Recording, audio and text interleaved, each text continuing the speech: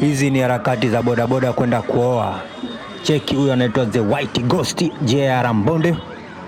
Na dogo hapa anapiga tairi la kutosha hapo. Na huyu kavaa nguo za kike, uniform hii, anaenda kuoa. Hizo zote ni ekaeka za kwenda kuoa za bodaboda. Ni hatari, ni hatari, ni hatari. JR Mbonde, The White Ghost au The Mad Mask akiwa katika ubora wake. Nini kitachojiri kwenye kuoa huko? Twentone.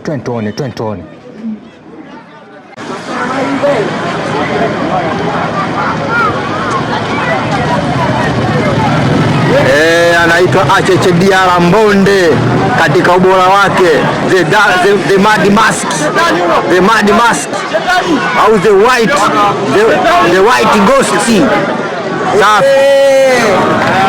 Mzee wa free kick, mzee wa free kick.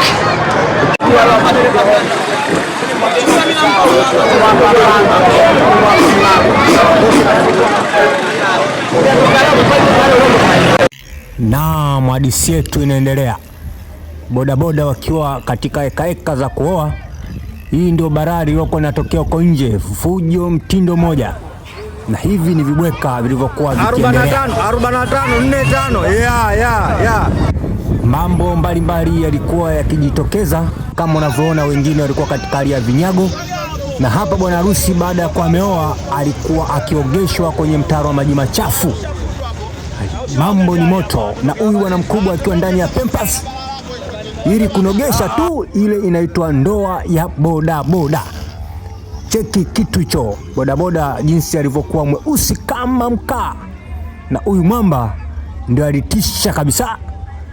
Je, unafikiri ni nini kitakachojiri baada ya mwamba huyu kuwa ameogeshwa oili? Na zamu itakapofika ya mwingine atakapotaka kuoa atamfanyia nini? Ripota wako Songa Media na harusi ya bodaboda. Mzee wa free kick. Haya ndiyo yaliyojiri katika harusi ya bodaboda. Je, mimi nataka niulize swali. Hii ilikuwa ni sherehe au ilikuwa ni karaha? Mambo yanayojiri kwa bodaboda yanafaa au hayafai? Aya, we. Blaster. Aya, we.